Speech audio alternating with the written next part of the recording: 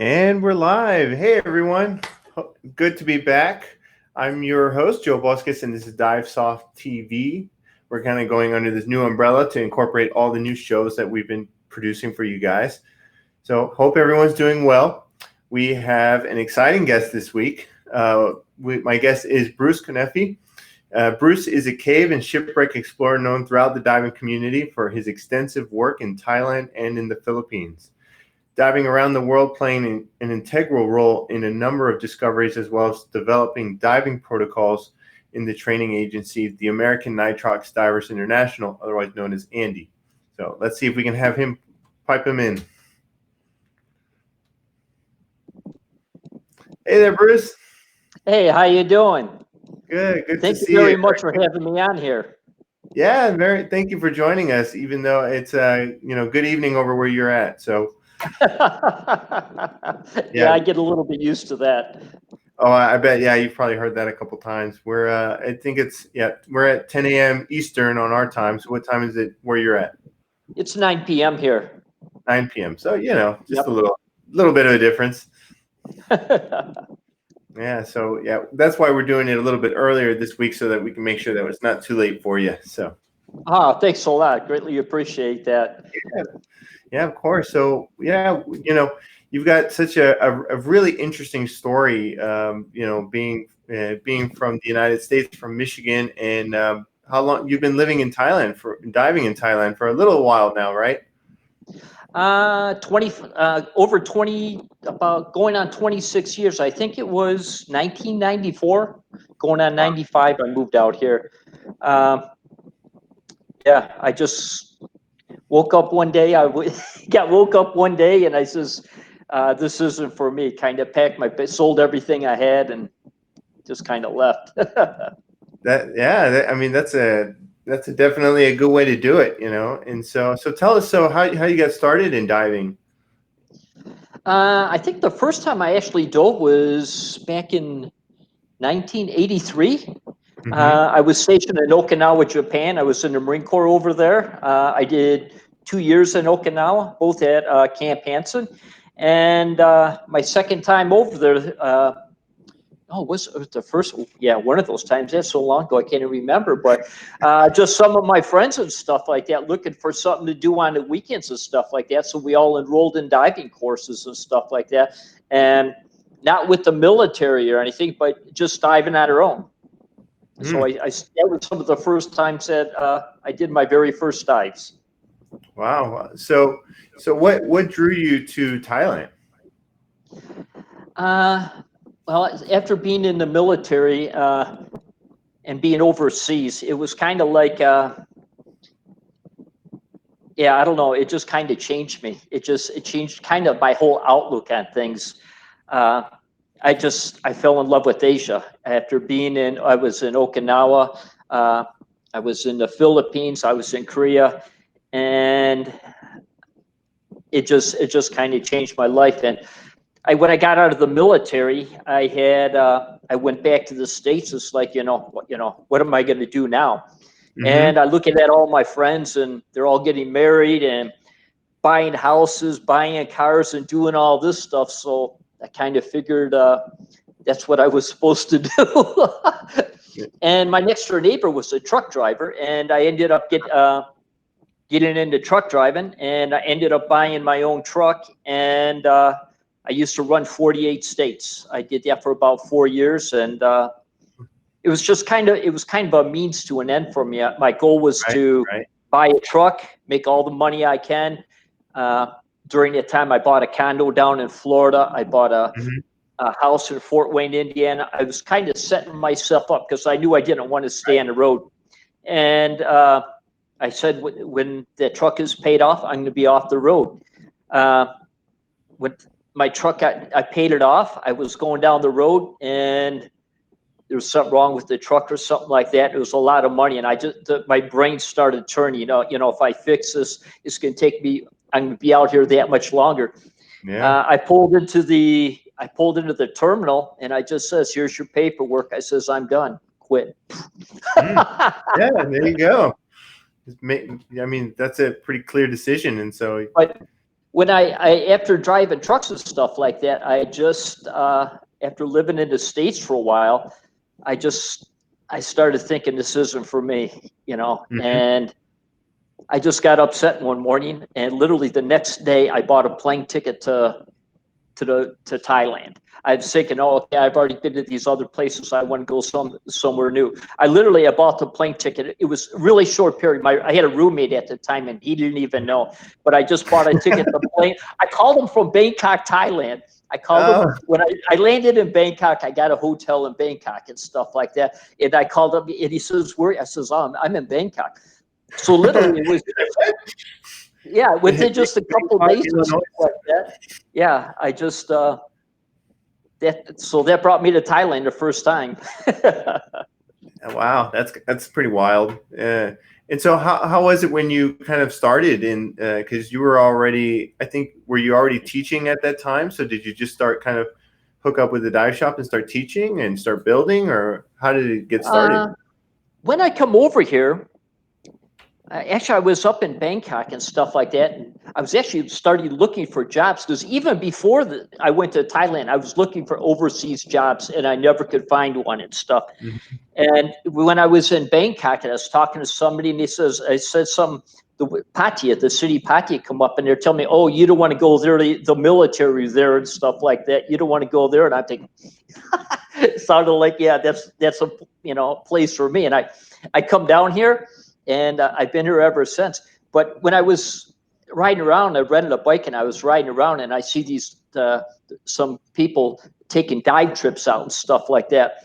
Mm-hmm. And the gears in my head just started turning and stuff like that. And it was, I went back and started signing up for diving courses in the States and stuff like that. And I did some of my courses, and then about 3 months later at work and stuff, I says, I'm leaving again and stuff. And they didn't like the idea, but it was 3 weeks. I really didn't care. But so I come back over, and that was the next step, more courses. And I got up to dive master and stuff. Went back to the States, started selling everything I had. I sold my house. I sold my condo. Everything I had, I put it up for sale and stuff like that. And I just was looking for a place we could do my instructor course. And I talked to actually a friend of mine now that I've known for all these times, and he just says, "Oh, come on over here. We'll finish up your last course and get you right into the IDC." And it's like, I booked a plane ticket. Yeah, I mean, that sounds like a really good start, kind of going a little bit back and forth. And then once you sold everything, a little bit of, money to kind of be able to pay for the courses. And then you start working, you start to fall into it. And I moved over. I've never regretted it. Some of the people said I was crazy for moving over here. You give up a lot, it's all my family, my parents and stuff like that, living in the States. That's kind of the hardest things. But as far as moving over here, I never had a regret. Never 1 minute. No, I mean, that's really great to hear. And then you started, so when did you start kind of utilizing technical diving and kind of, more of the kind of exploring the Gulf of Thailand, the Japanese and US war wrecks and everything? How did that go? Well, I was just like everybody else, becoming an instructor and stuff like that, and just running trips, doing the same things, day in, day out and stuff like that. And I always like to get, even to the day, even during the lockdown and stuff, I was doing courses. I was taking courses myself, always trying to learn more and to do things more. And I got up to a certain point, and I just moved into technical diving. It was just like I got to a point, what do I want to do? Become a course director? One of my friends come back, and he showed me a picture with these guys with all these tanks on.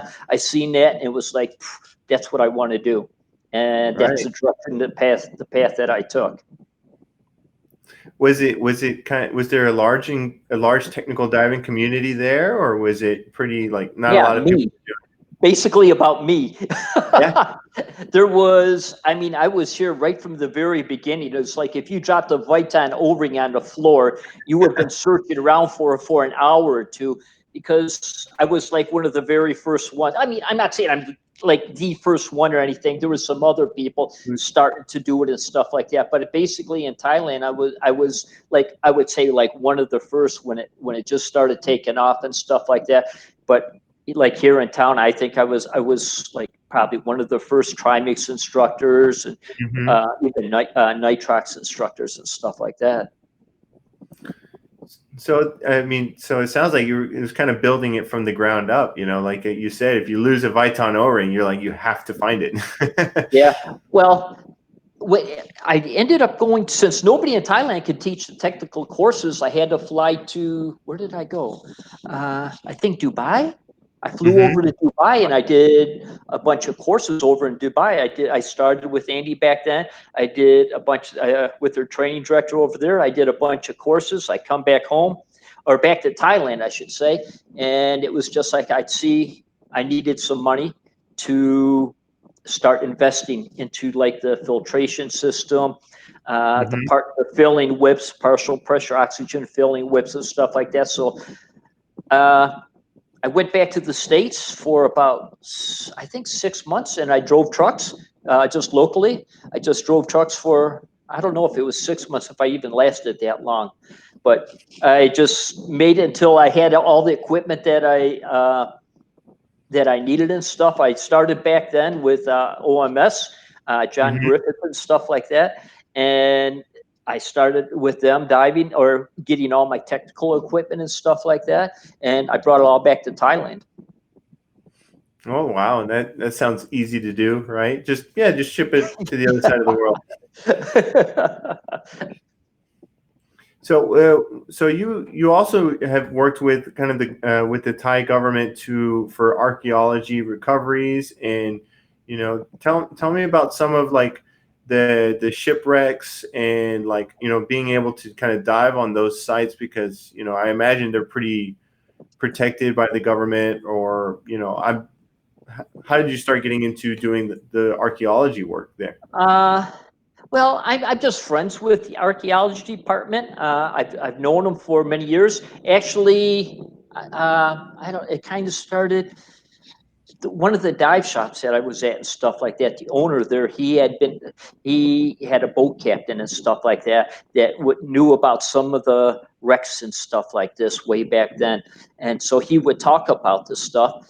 And yeah, so I started getting interest. I would remember looking at his videotapes, just trying to find out which boat and where the numbers of some of these wrecks and stuff like that, and trying to find them and stuff like that. And when I heard that, I don't know. I've been doing the same ever since, and it's looking for new wrecks and caves and stuff. And later on, how I was actually introduced with the archaeology department is they wanted me to teach them courses. They wanted to go out and dive the pottery wrecks and stuff like that. Most of them in between, I would say, probably 60 to about 72 meters or so, right in that and stuff. So they wanted to do to go out and dive them, and they weren't certified and stuff like that. So they had me come over and teach them all the courses up through trimix and gas blending, and get them on their way. So I've known them ever since then. With a friend of mine who's the boat captain and stuff like that, he knows of the wrecks and stuff like that. So what I do, I just like to explore. That's all I like to do. I don't care. My main thing is I just like to go to new places. And so he knew about 9 different pottery wrecks and stuff like that, 9 or 10. And so that was just my thing. Is what it is the fishing boats over here are the best source of information and stuff like that, because with the waters only being 60 meters, they drag nets. And in the nets, they'll catch the shipwrecks, and sometimes in their they put it in their GPS and stuff like that. So I used to just get a few people and stuff like that, and we'd go out on the boat.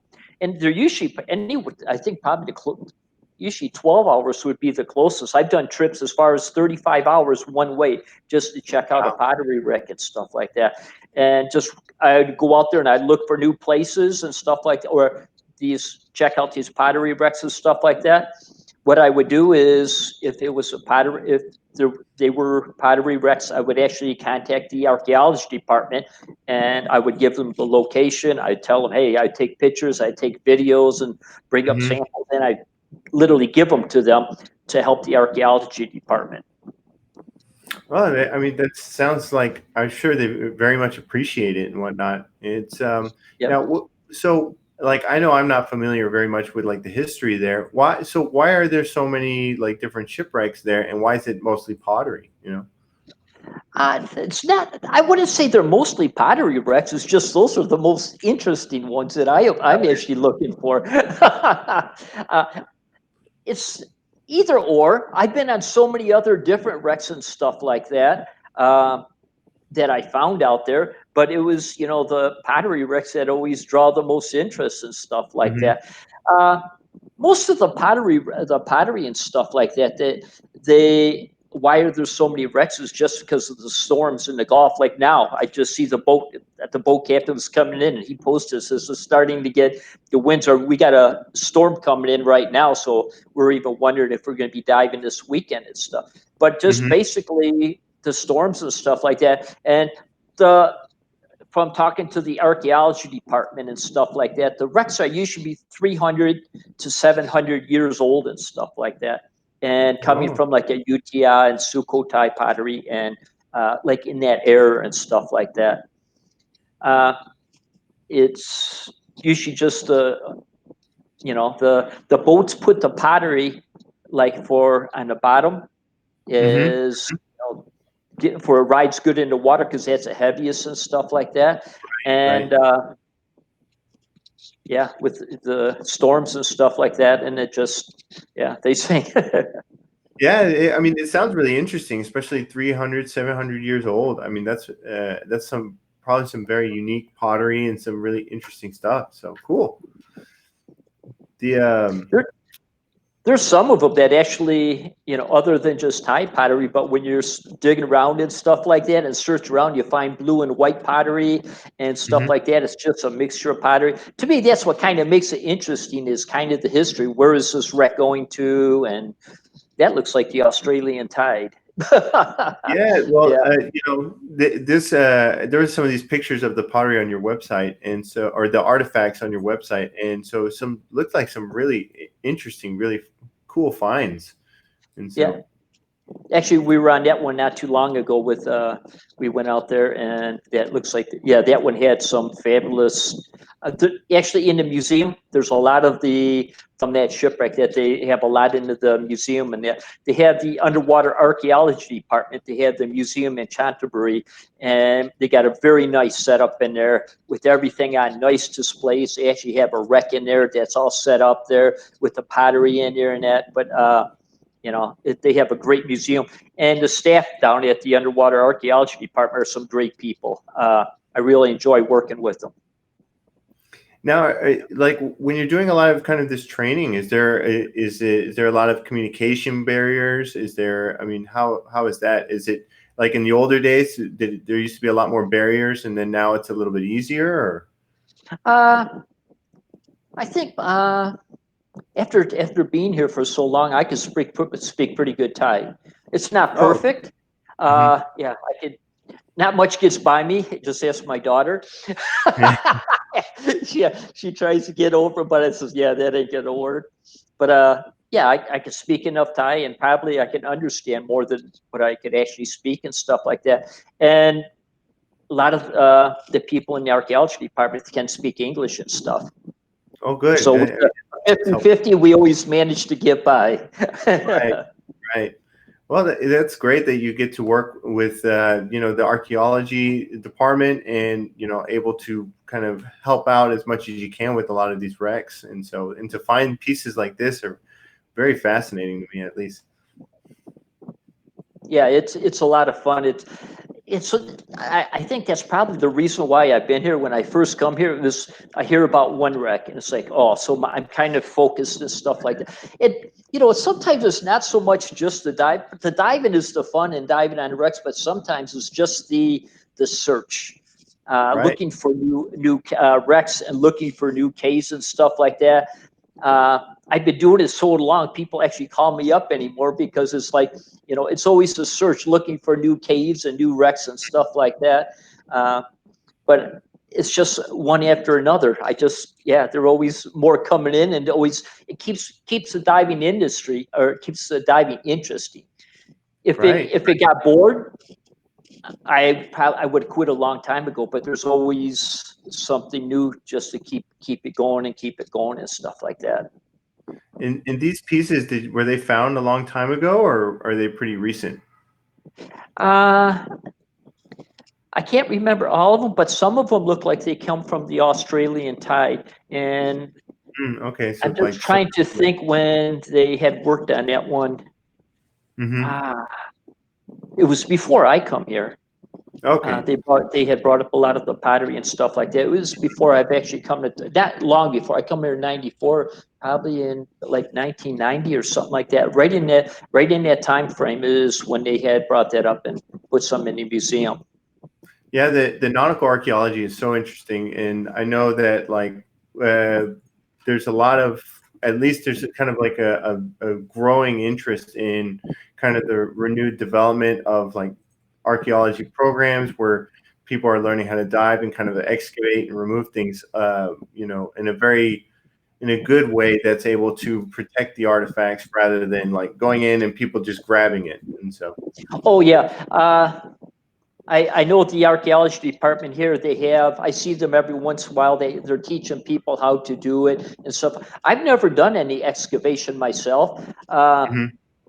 I've never had any interest into it. I just like to go out and find them and dive them. But I've never, as far as excavating anything and stuff like that, or I went out, but I've never. I just like to go out and get on the boat, go out and find it, go down there and find out what's down there, and let them know. That's where I get the excitement out of it. But I know what the archaeology department does is I love their job.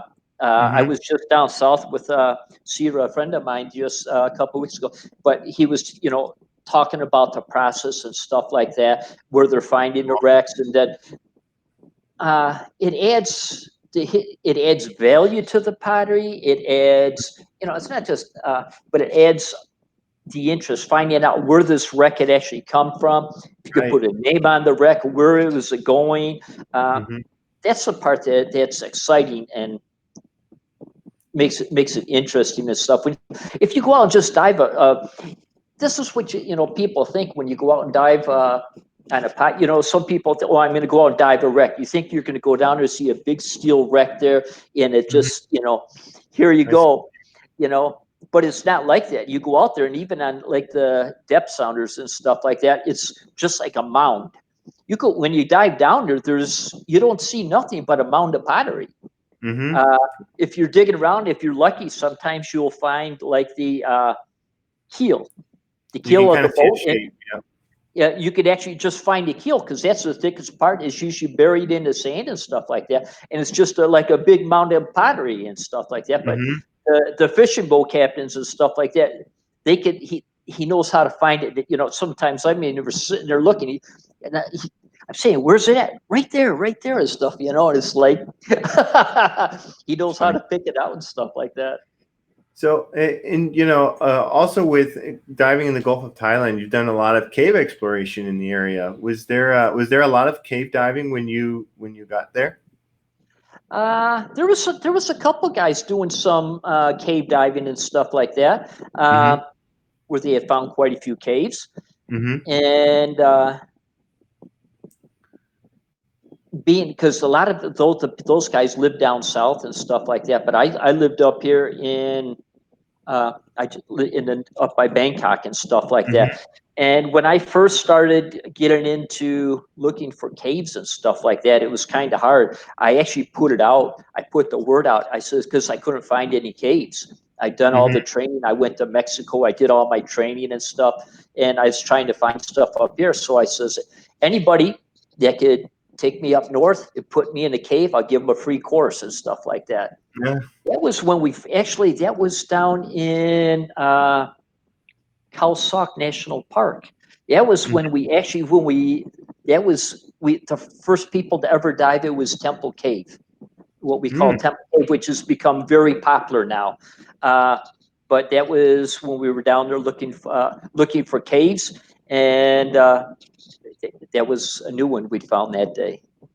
Wow. Yeah, it's and I know that you've put some kind of you have some videos of the exploration on YouTube and whatnot, which it's like it's a really good platform to share a lot of that information and share those videos and stuff.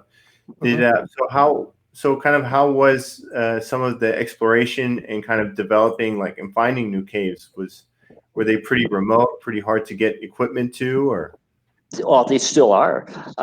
Well, the ones here in Thailand, I think at first I found about 8 caves, caverns and caves and stuff like that. And actually, we had gone up there, and the fishing boat, what it is it used to be all dry.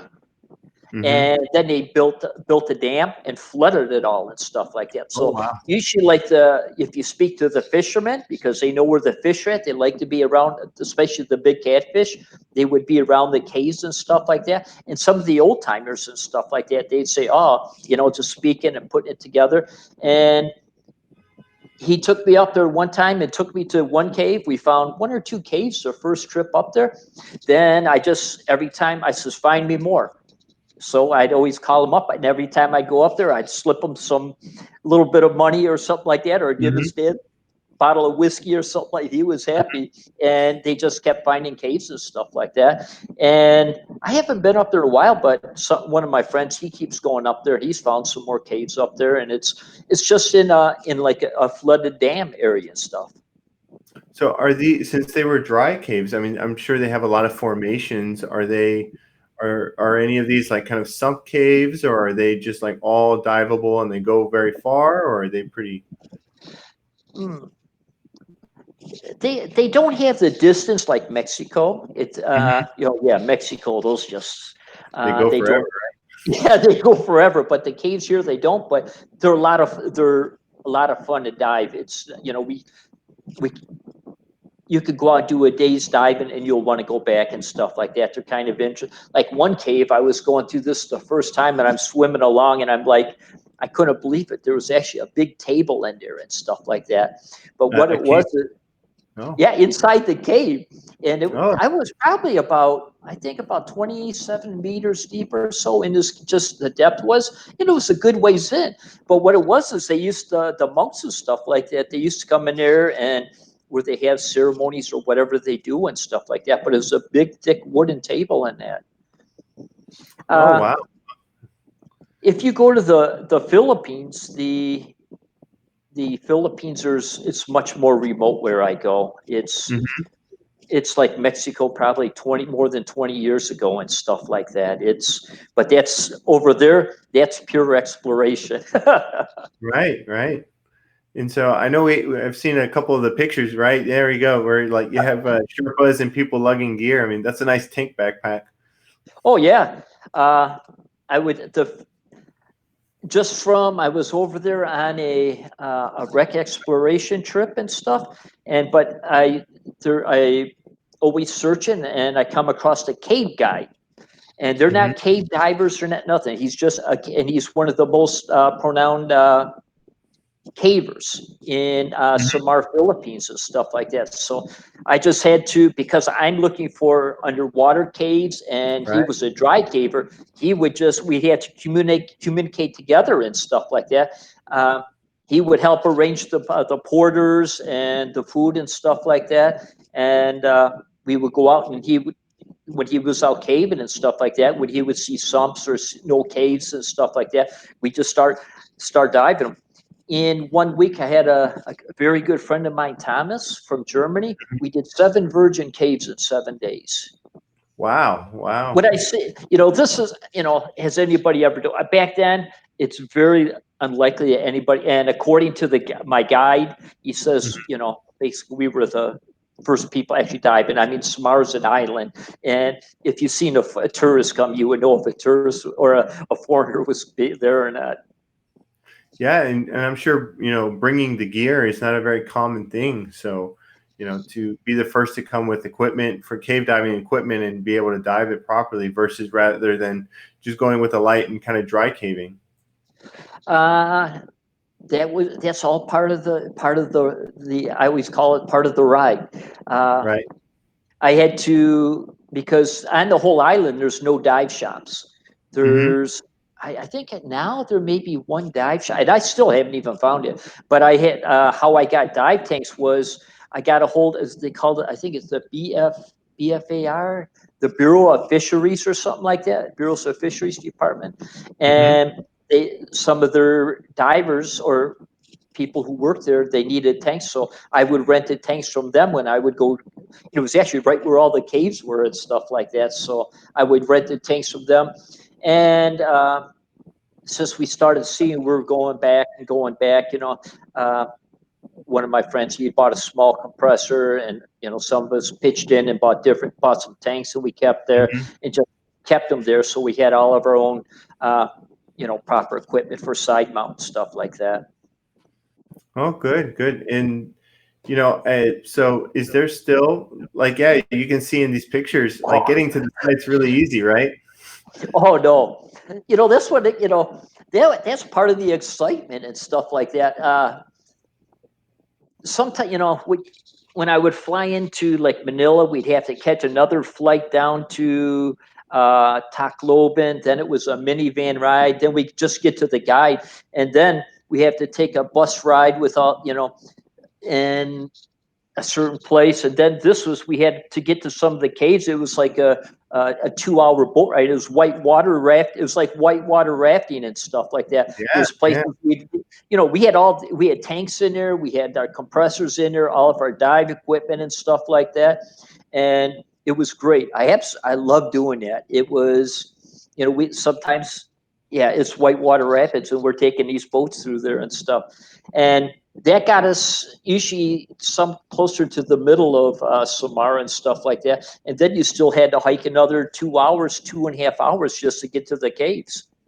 Wow. Yeah, I feel like that's a new definition of remote. And so to be going through all of that, really fun. In the jungles, there's no, like in some of the villages, there was not even electricity and stuff like that. We were lucky to find some guys that were walking around with machine guns and stuff like that had generator out there that would charge our lights and stuff at night. Oh yeah, wow. So are like, I guess those are kind of some unique issues to, at least in some of those expeditions, is that, there's no electricity, but do you have problems like, it's just like, I'm sure you were camping out, right? And so you're out there for multiple days. And so, I'm sure if people are not used to that kind of being in those kind of areas, they can have a really hard time, like bugs, food, whatnot. Yeah, I think some people, when, we have a different idea of cave exploration. Some people have an idea that they're going to pull up in their car and they're going to walk 10 feet and they're going to hop into a cave that no one's been before. It doesn't quite work that way. And they always talk to me, that I says, how many days do you want to stay in the jungle? And they says, oh, do we have Wi-Fi? And I usually don't hear from them again and stuff like that. Sometimes at first, it depends where I'm going, and I could set up what I want. The guide, he'd always find a new case for me and stuff like that. Sometimes we would stay in a hotel at night if they were close. One time we stayed in the jungle, but it actually took, we had 28 porters. This is probably one of the biggest ones I did. We were in the middle of Samar, and I found the three of us, that's actually William there, and we went in there and found this one cave, and it was just like, oh, okay, we had our side mount tanks and stuff like that. So this one looked very like it was going to go somewhere. So the next year we planned to go back again, and we planned with 6 tanks each. all side mount diving with 6 tanks, and we brought dry suits, we brought the compressors. So we had like 18 tanks, all of our dive equipment. We had a compressor, and it took, after using those boats and stuff like that, I don't even know how many we rented. But then we had to get porters. I hired 28 porters to carry everything into the jungle. And we stayed in the jungle 5 days and slept in the jungle and stuff like that. And they carried all the tanks out. And yeah, that was. So you guys were doing this on open circuit, right? And so I imagine, would it be easier to be doing this kind of caves in closed circuit and using rebreathers? Well, this is a lot of it. It was probably when I did some of those were we decided on using open circuit because they weren't all that deep, and then to carry the rebreathers and stuff like that through the jungles. I mean, through the jungles and stuff like that. We just had decided on using open circuit and stuff like that. It was because it's so remote and stuff like that, and to get oxygen for the tanks and stuff like that. Back at that time, we had just used open circuit to do some of the dives. And what about like kind of today? Are those caves are they still going, or are you guys still exploring those caves or finding new ones or in that area? It's kind of, things kind of go like a wave and stuff like that.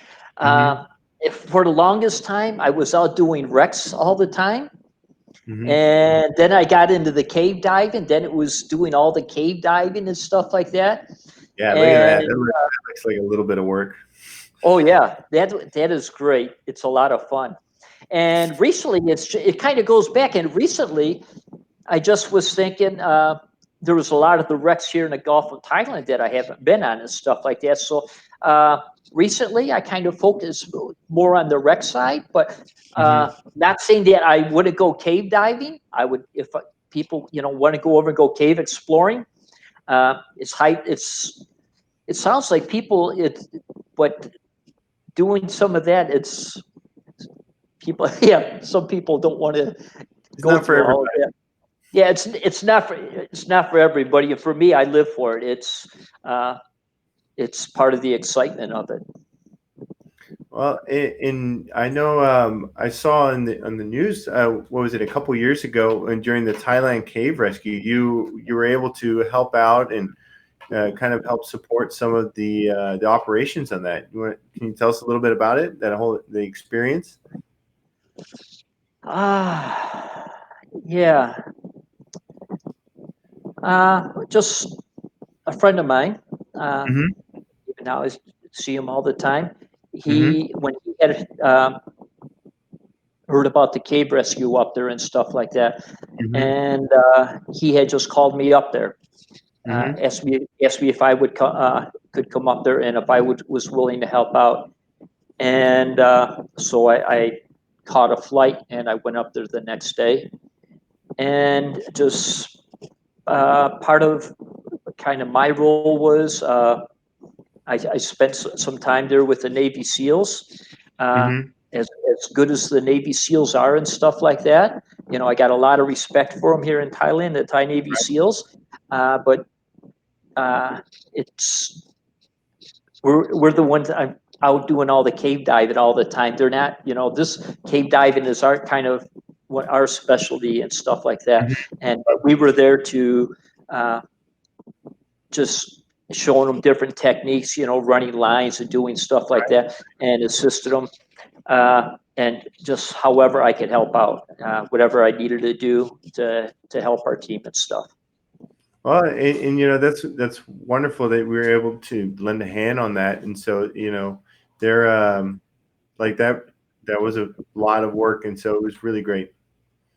Yeah, it's come out very well. Yeah, come out. And so, and you've also kind of worked with the military before, and kind of teaching them how to use rebreathers and how to dive. And so how's that experience been? Oh, I love working with the military people and stuff like that. After being in the military, you always still have it a little bit in your blood and stuff like that. But working with the Right. military people, I love working with them. I believe it was either the EOD or the UDT. I can't remember. I was Hmm. teaching them rebreathers and stuff. I was teaching them some of the beginner. They bought some new rebreathers. I was teaching them the user courses, and then started teaching them some of the decompression diving courses with rebreathers. But Hmm. they're great people to work with. I would say doing that and with working with some of the people of the underwater archaeology department has been, some of the highlights of living over here, or the things that I would say that I've had in the experience to be able to do something like that. Oh, that's really nice, and that's really good. A really awesome experience, I imagine. So, Yes. how's the diving in Thailand changed over the time that you've been there, from the early days to today now? Uh, just the diving itself. Well, like, are there more diving in Thailand? Is there more exploration, more cave diving, the kind of the overall community? Really, I don't, not so much more cave exploit, but I say that, then some of my friends found a new cave not too long ago and stuff. That's not so much, but there's still some on the side. But Thailand's it's a big diving destination and stuff like that. The Hmm. Simlin and down in Krabi, it's the Thais, so many Thai people and stuff that are involved in diving now, and yeah, I had Thai student, working with some of the Thai guys the other day and stuff, with rebreathers and stuff like that. But it's a growing industry. I would say it's gotten a lot better. Well, like anything, the businesses get Right. better and stuff like that. And so, are there more people kind of utilizing rebreathers and more people getting into technical diving? I would say in the circle of my friends, most of the people dive rebreathers. Uh, Hmm. I mean, that's all I've done. I think when I started out just as a patio open water instructor and stuff like that. Uh, I started out, but then when I got into technical diving and stuff, I've only done technical diving in 23 years, and most of my friends and stuff like that, and some other instructors are mostly diving in rebreathers now. Hmm. Hmm.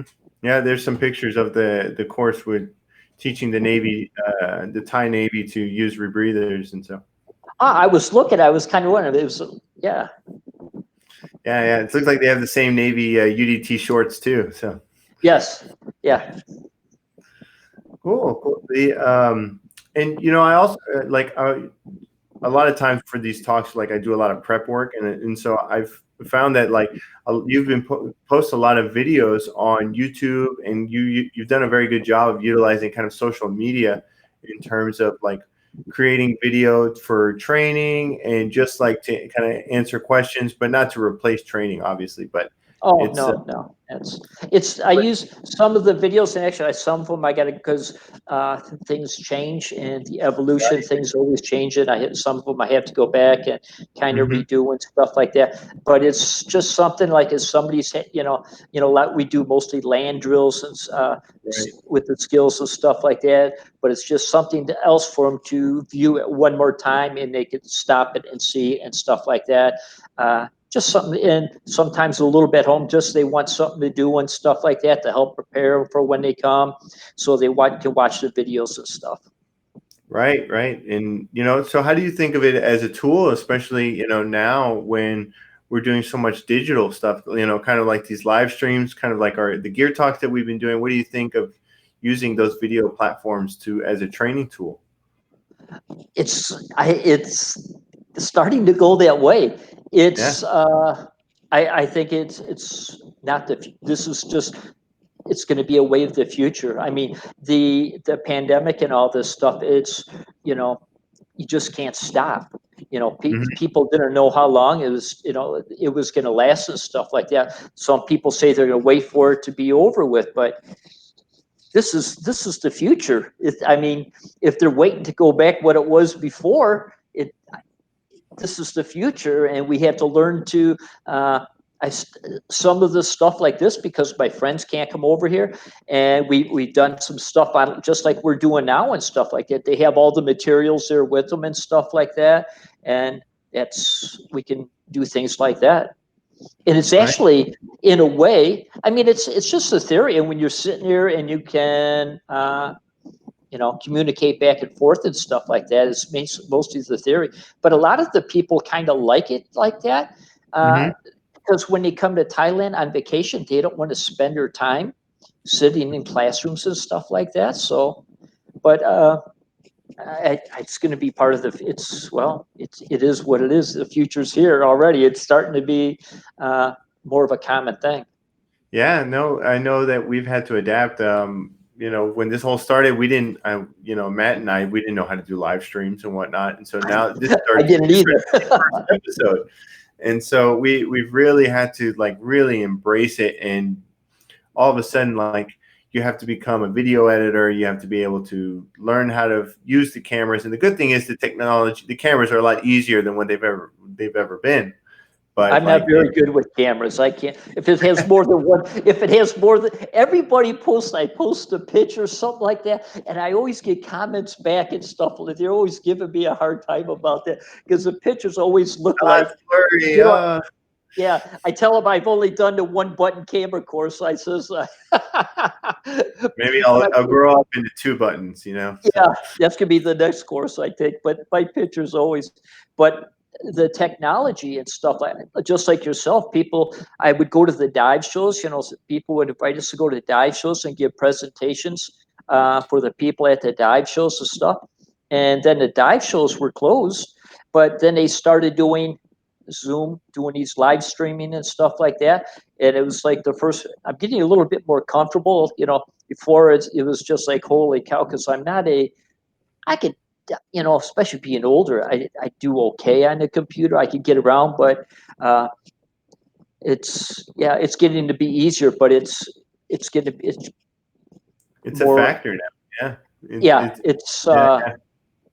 It's not unusual to do this and stuff like that anymore. It's just like, actually, I got to arrange a couple more with some of my friends and stuff like that, put together some more meetings and stuff.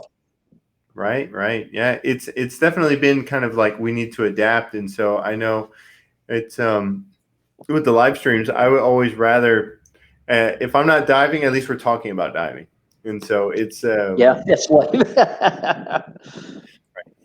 Yeah, and so speaking of technology getting more and more advanced, I know that you do a lot of side mount in the diving that you do. What about in Sidemount Rebreathers, and what's your opinion on utilizing Sidemount Rebreathers in exploration? I actually right now that's always something. It's in the back of my mind. It's something that I want to do. Right now, I'm very appreciative. I got the rebreather I have now, but it's something in the future that I want to do. I know, seen all the models and stuff. I've taken the Sidemount Rebreather course in the past. It's something that I want to do, and actually, because I write I write some of the materials for Andy and stuff. Yeah, he talks. But it's and help developing courses and stuff like that. All the cave materials already, we've written a lot of that, but is people that want to do like a rebreather and have a bailout rebreather, or hot topic now is the bailout rebreathers and the dual rebreathers. Yeah, well, that's one thing, and top of the list of mine is the Divesoft. It's the Liberty, because for me, I mean, there's some decent rebreathers on the market, some really good rebreathers, and everybody asks me, but you got to kind of find what you want. For me, is I have my back unit, but I would want something that I can use as a bailout rebreather, and the Liberty comes all together, one complete, and something that I could use for side mount cave. Right. And I could use it for that. So that's kind of something that's in the back of my mind that I'd like to do in the future, and we'll have to see what the future brings. Right. Yeah. There's a growing demand, and I think in the use of bailout rebreathers and dual rebreathers, and so which I think is pretty advanced. I think 10 years ago, a side mount rebreather, most of the time you'd have to build it, and so now Yep. they're becoming commonplace, and then now bailout rebreathers becoming like it's more of a mainstream topic now, and so which I think is fairly advanced diving. Oh yeah, and I've been doing it. This is to me kind of the next step. We've written a lot of the wreck courses and all the caves and mine and stuff like this, but this is, to me, it's like something that I'd like to work on in the future. And that. Well, good. Yeah, that's the Liberty itself. It really like being able to utilize itself and know that it's a bailout rebreather. It's I think it's a huge tool and a component of it, and so it's exciting to see where the kind of future direction goes in use of bailout rebreathers and dual rebreathers, especially with the side mount rebreathers. So. Well, some of the even down here, like diving in some of the caves and stuff like that, you could actually, like we did some dives. We planned dives down to 180 meters, and for like 3 of us, I had to fill my truck up with like 17 tanks, and Wow. plus all the rebreather tanks and stuff. And we staged them down to, we had tanks staged down to 120 meters, but you could get to 180 meters basically with staging tanks. You could get away with it. It's a lot of work, but if you want to go further or to go deeper, there's only one friend of mine. He's been deeper, down to 200 meters, but then you need to have bailout rebreathers because you just so many tanks and stuff like that. And even on some of the wreck trips where we have some projects coming up on some deep submarine at about 120 meters, where it's nice to have a bailout rebreather for the longer dives and stuff like that. Wow. Yeah. And so you guys are searching for a submarine, a U.S. submarine? Yes. Mm-hmm. And so, yeah, 120 meters, that's good water to work in, especially for searching. Yeah. Actually, they just found a submarine about 2 weeks ago, just off the south of Thailand. A friend of mine, Ben, he was down there with a couple other guys, and I think it was about 80 miles off the coast, and they found another U.S. submarine. And in the Philippines, a couple of my friends, they found a couple over there. One in 100 meters, it was a USS Flyer. Then there was another one in 75, and then there's another one in 120 meters that we're working on getting permits. I've already spoken with the government and the museum to get the permits through the Philippine government. So that's basically we can't fill them up, but it's basically we've been told if we meet all the requirements that they'll be approved, and we don't see no problems there. But because it's a military shipwreck, and that we need to get permits through the states, and I believe those permits we've been sent it off, and so we're just waiting for them to get approved. And once they get approved, and once they open the borders, and then we'll start looking at going over and do some sub hunt. Wow. Yeah. So, it sounds very exciting. A lot of new things coming up. And so, is this like pretty regular to be finding new shipwrecks like this? Or is this just like kind of a lucky hit, with the big series of them? No, it's kind of normal. Well, if you're into it, to me, it's normal. It's just the people that I'm associated with and stuff like that. Always finding new wrecks and stuff like that. It's fun, going through the process and stuff. I even have a group site. I have started a group chat with a lot of the family members that were on the submarine and stuff, and. Wow. It's nice to hear them. They had some of their fathers were on it, or their uncles, and stuff like that, and getting the feedback from them and stuff like that. it's what makes not just the dive, but the whole everything about it makes it interesting and people to talk to. Well, I mean, it sounds like a really exciting future in terms of like the wreck exploration and even in the cave exploration over there. And so I know I need to get my butt over there and go try out some stuff. It's really Hey, let me exciting. know. We'll set something up when you come over for sure. Yeah, that's great. That's cool. Well, awesome. A bright future once things kind of get back to opening up and like, we're able to kind of move across borders and go to new places again. So that's it's great to hear. Yeah, it's I don't know. It just the way they're talking and stuff. Every time things, they say, "Oh, we're going to open them this month," and you have 2 days before, then they say, "No, they extend it more." But it's just like you just have to take it with stride. And Right. everybody, I think, when this is happening, people are finding new ways to make a living, finding new ways to adapt, like yourself and myself, doing Mhm. stuff like this, finding learning new things. It's uh, how to continue doing business and doing, uh, the explorations and how we do things. Yeah, it's been a lot of it, adapting, but it's been definitely a learning experience, and it's been a kind of a rocking of the boat. But I think we'll all be all right once we get through it all. Well, Thailand isn't so bad right now. And in all reality, it hasn't really affected me that much. For a little while, when they shut down the gym. I go to the gym every day, or almost every day. But for a little while, and I just found other ways. I would walking into the mountains just so I could get out and exercise. I Yeah, just just some light went. hiking. Yeah, and but then actually now it's been pretty good in Thailand. We haven't had any new cases and stuff like that, and most of the businesses are back up and they're running. So Oh, it's just the wonderful. borders. Yeah. So Wonderful. Well, I definitely look forward to, hopefully seeing you at, one of the, whenever DEMA goes back up, or, one of the next tech dives, or when things, we start having shows again. It'll be good to see you again. yeah, sure will. Yeah.